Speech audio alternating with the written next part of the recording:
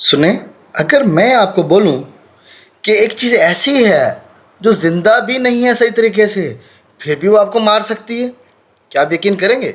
नहीं ना। और मैं आपको बताने लगा हूं एक ऐसी दुनिया के बारे में, जो दुनिया है वायरस की, परियोन्स की, वायरॉइड्स की। वेलकम टू कोविड-19। तो ये टॉपिक है आज का हमारा, जिसकी थीम के अंदर सबसे पहले तो ये देखेंगे ये वायरस होते क्या चीज हैं, वायरस नाम की चीज है क्या। तो सबसे पहले पता लगता है they are ultra microscopic creatures that are at the border line of living and non living. यानी वायरस एक ऐसी चीज है जो जिंदा और बेजान के दरमियान में है, ना तो पूरी तरीके से जिंदा है और ना पूरी तरीके से बेजान है। क्यों जी? इसलिए क्योंकि ये सेल के बने हुए नहीं है। जो चीज सेल की बनी हुई ही नहीं है वो जिंदा कैसे हो सकती है? और इनके अंदर कोई ऑर्गेनली भी नहीं है, और ये अपना कोई मेटाबॉलिज्म, अपने कोई केमिकल रिएक्शन अपनी बॉडी के लिए कुछ बनवा भी नहीं सकते। तो जनाब, कुछ करेक्टर जिंदा वाले भी हैं इनके अंदर। कौन कौन से? तो virus consist of nucleic acid. इसके अंदर डीएनए और आरएनए होता है, जो आपके सेल में भी है। वायरस के बाहर एक प्रोटीन का कोट होता है, और वायरस जो है प्रोटीन सिंथेसिस के लिए किसी भी जानदार पे अटैक करके पैरासाइट बनकर, ऐसा जानदार जो किसी और जानदार से खुराक ले, बदले में उसको नुकसान दे, बन के रह सकते हैं। और पता वो होस्ट कौन हो सकते हैं? आप, पौधे और बैक्टीरिया। यानी किसी पे भी वायरस जिस पे दिल चाहे बिंदास किस्म का हमला कर सकता है। तो इसी वजह से वायरस को किसी भी किंगडम में शामिल नहीं किया गया। क्यों जी? क्योंकि भाई तुम्हारे अंदर तो करैक्टर वो हैं, ना तुम सही तरह से जिंदा हो, ना तुम सही तरह से मुर्दा हो, बेजान हो। तो फिर किधर रखें तुम्हें? किधर रखें? तो हमने इसको इसीलिए किसी भी 5 किंगडम में शामिल नहीं किया। तो ये अभी भी हमारे लिए दर्द सिर बना हुआ है। कैसे? क्योंकि ये तो है वो वायरस जो बाहर क्या है, प्रोटीन कोट, और उसके अंदर क्या होना चाहिए? इसके अंदर होगा डीएनए। और ये भी एक किस्म का वायरस है जिसका नाम क्या है? बैक्टीरियोफेज। यानी चोरों को पड़ गए मोर। बैक्टीरिया पे भी, यानी बैक्टीरिया जो आपको आम आंख से नजर नहीं आता जी, वही उसी पे ये मोहतरम जनाब जाके अटैक कर देते हैं, उसको भी मार देते हैं। तो हर जानदार का अंत है। फिर वायरस से भी कई गुजरे और हैं क्रिएचर्स जी। क्या नाम है उनका? एक का नाम है प्रोटीन के बने हुए प्रियोन्स, और दूसरे आरएनए के बने हुए वायरॉइड्स। यानी P for prion, P for protein. यानी ये वायरस से भी हल्के किस्म के जानदार हैं, जो सिर्फ किस चीज के बने हुए हैं? प्रोटीन के। वायरस तो बने हुए थे आरएनए डीएनए दोनों में से एक, या 7 एडिशन के प्रोटीन के। ये साहब सिर्फ प्रोटीन के बने हुए हैं प्रियोन। और वायरॉइड किसके बने हुए हैं? ये सिर्फ सर्कुलर आरएनए के, इसके बाद प्रोटीन भी नहीं है। तो जो सिर्फ प्रोटीन के बने हुए हैं वो प्रियोन, जो सिर्फ सर्कुलर आरएनए के बने हुए वो क्या है? वायरॉइड्स। ये बाकी करैक्टर इनके सेम है, यानी ये दोनों ए सेलुलर पार्टिकल्स हैं, यानी सेल के बने हुए नहीं है। इन दोनों को 5 किंगडम में शामिल नहीं किया गया। ये दोनों पौधों में बीमारियां पैदा करते हैं, और ये दोनों हजरात कैंसर भी पैदा करते हैं। ये आगे हमारे पास prion made up of protein, और ये आगे viroids made up of RNA. अब हम देखते हैं कोरोना वायरस के बारे में। जानते होगे ना भाई, इसका तो आपके साथ सामना हो चुका है।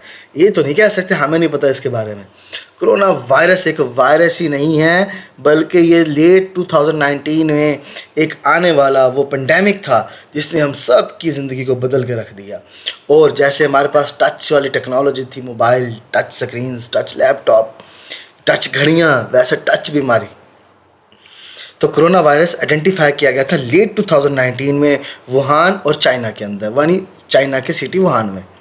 और ये एक पेंडेमिक था, रेस्पिरेटरी इलनेस, जिसमें आपके सांस के रिलेटेड प्रॉब्लम्स आ रहे थे। और इसका नाम क्या रखा गया? कोविड-19। फैलता कैसे है ये? आप तक कैसे पहुंचेगा? तो प्राइमरी जो स्प्रेड है इसका वो है ड्रॉपलेट्स, सांस के एक जर्रात। मैं अब बोल रहा हूं तो हो सकता है मेरे मुंह से जर्रात निकल रहे हो। अगर तो लैपटॉप है, अगर आप आप होते तो वो ड्रॉपलेट्स आप तक पहुंच जाते। अब ये ड्रॉपलेट्स निकलते कैसे हैं? कफ, स्नीज, टॉक्स और ब्रीथ। नंबर 1, जब आप खांसी करते हो जोर जोर से, मुंह पे हाथ रखे बगैर, स्नीज, छी, इससे भी कितने प्रेशर से गैस आ रही है। टॉक, कुछ लोग तो बातें करते हुए थूक फेंक रहे होते हैं। वो ब्रीथ, बाज का बहुत तेज सांस लेने से भी आ जाता है। और इसके अलावा टचिंग सर्फेसिस, यानी एक बंदे को छींक आई, उसने हाथ में छींक दिया, उसके बाद सीढ़ी पे हाथ रखते हुए जा रहा है और आप आ रहे हो, आप भी उसी सीढ़ी पे हाथ रखते हुए आ रहे हो, तो भाई मजा आ गया, स्वाद आ गया, है ना। तो कंटेमिनेट हो गए आप किससे? वायरस से। क्या करें फिर? तो एहतियात करो भाई, प्रिवेंटिव मेजर्स दिए हुए नंबर 3 पे क्या है? वेयर मास्क, मास्क लगाओ। कहाँ पे? नाक पे और मुंह पे। अक्सर लोगों को देखा है, मतलब फीमेल्स को देखा मोस्टली, मुंह पे लगा के फिर रही होती है, नाक खुला फिर रहा है। अब तो नहीं, अब तो खैर पर इसका मसला नहीं है, लेकिन पहले तो भाई क्या कर रहे हो? नाक और मुंह दोनों छुपा के रखने हैं, मुंह और नाक दोनों मास्क में रखने हैं।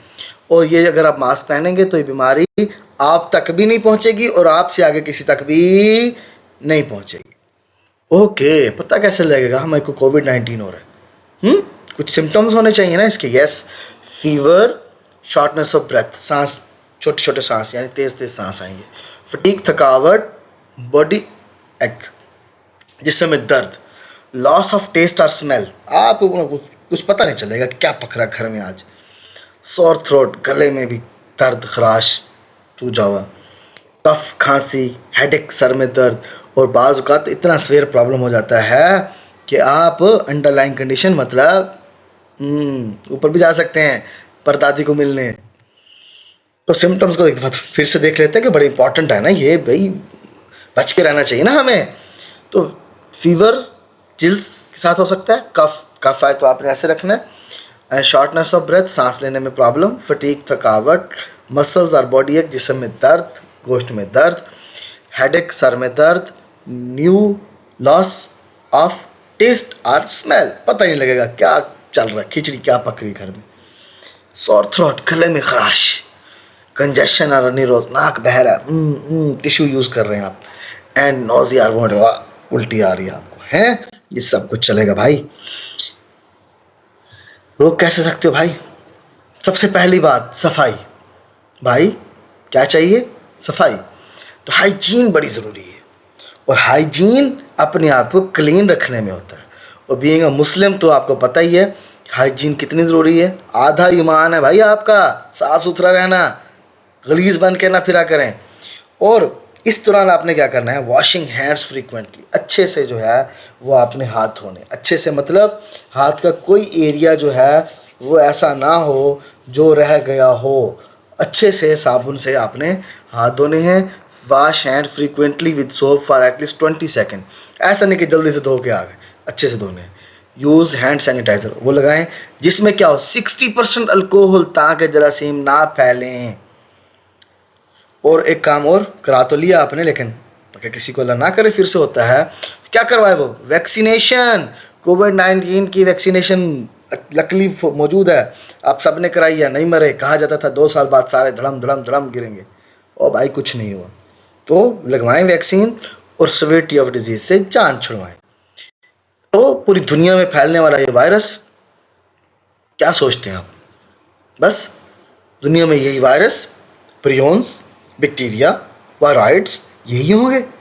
कुछ और जानदार भी तो होंगे ना, कोई और माइक्रोब भी तो होंगे जिनको आप पढ़ चुके हो। क्या नाम था उसका? ये जनाब पैरामीशियम। और ये आपके दांत में दर्द करने वाला क्या?